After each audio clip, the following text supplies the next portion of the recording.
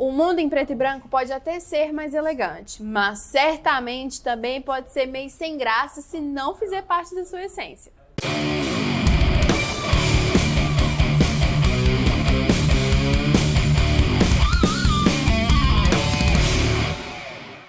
Fala comigo, galera! Vocês estão joia? Porque eu tô mara!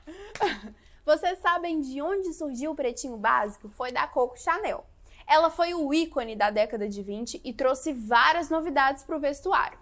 Ela foi uma das principais estilistas a quebrar os paradigmas de feminilidade na época e instituiu uma silhueta mais reta no visual das mulheres, abolindo completamente o uso dos espartilhos. Chanel também incorporou elementos do vestuário masculino para o feminino e foi o ícone que transformou o colar de pérolas em um acessório luxuoso. A sua criatividade não tinha limites. Coco criou a primeira coleção Navy inspirada no uniforme dos marinheiros que conheceu uma viagem pelo litoral francês. Foi aí que as listras surgiram como a estampa mais versátil de todos os tempos. De todos os seus legados, o mais marcante foi a transformação da cor do luto em cor da elegância. O preto, que tinha um significado pesado, se transformou no maior símbolo de sofisticação.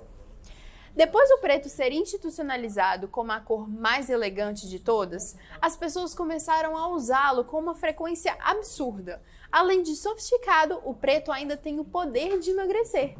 Não tem como ter erro com essa cor, dizem os leigos. Existem pessoas que de fato amam o preto e não conseguem usar outra cor por uma questão de gosto pessoal e preferência. Essas pessoas geralmente são do estilo dramático urbano ou até do sexy. Mas também existem as pessoas que usam o preto por uma mera questão de zona de conforto. A linha entre essas duas situações é absurdamente tênue. Por isso, saiba identificar qual é o seu caso, para que não tenha impacto negativo em como você se sente sobre si mesmo. Combinar cores é algo difícil e exige um mínimo de esforço para entender harmonizações e ter a coragem de usar o mix de cores nos looks. A moda tem ficado cada vez mais colorida. Você sabe por que as marcas de fast food utilizam tanto o vermelho? Porque o vermelho é uma cor enérgica e aumenta a sensação de fome nas pessoas. Recentemente, li a frase: usar as cores de maneira bem direcionada significa poupar tempo e esforço. E é a mais pura verdade. Por que não fazer das cores as suas aliadas? Essa frase é de um livro muito famoso sobre o tema, chamado Psicologia das Cores. Eva Heller, a autora, revela os resultados da pesquisa realizada com mais de 2.000 pessoas de diversas profissões através de toda a Alemanha. Foram entrevistados sobre suas cores prediletas, as que menos gostavam e sobre o efeito que cada cor pode ter e a cor típica de cada sentimento. E adivinha? Cada um deles foi associado a cores específicas. Os resultados da pesquisa demonstram que cores e sentimentos não combinam ao acaso e não são uma questão de gosto individual. São vivências comuns que foram ficando profundamente enraizadas na nossa linguagem e no nosso pensamento. O livro, inclusive, aborda o histórico de cada cor que, junto ao simbolismo, influencia diretamente na nossa percepção atual sobre as cores. Vou usar o verde como exemplo, que é uma das cores mais presentes na área da saúde.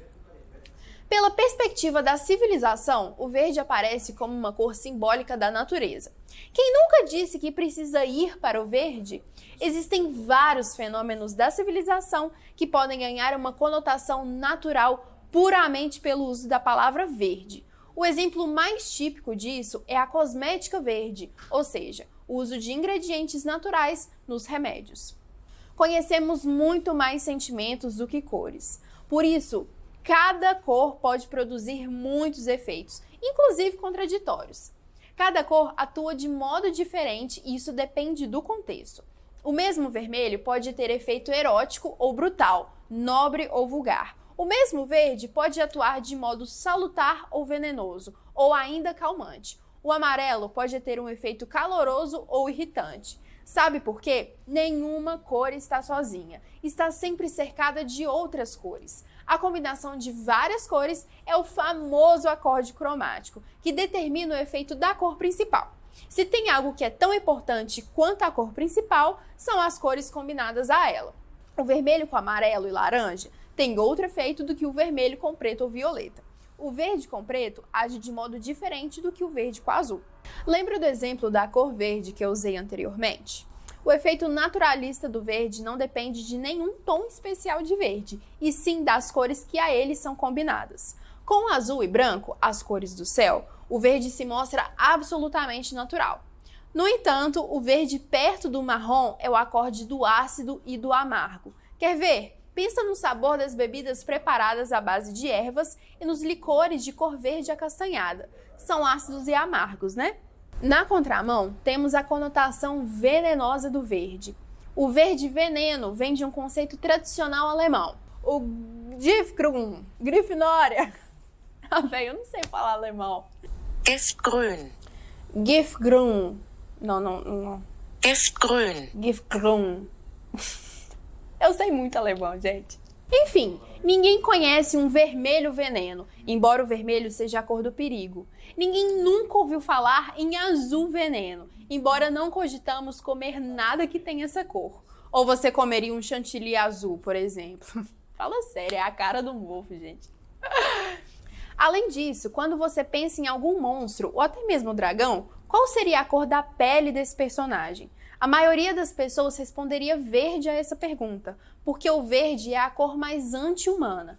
Qualquer coisa cuja pele seja verde não pode ser humana. Não pode ser nenhum mamífero, pois não existem mamíferos verdes, né? Pele verde nos remete a serpentes e lagartos, animais repulsivos e, para muitos, dragões e outras criaturas místicas que amedrontam. Os demônios da Europa são, em sua maioria, verdes e pretos. Pela simbologia antiga, o preto transforma toda e qualquer cor que a ele se associa em seu oposto. Verde, a cor da vida, quando se combina com preto, forma o acorde da aniquilação. Bom, eu vou parar de falar do verde.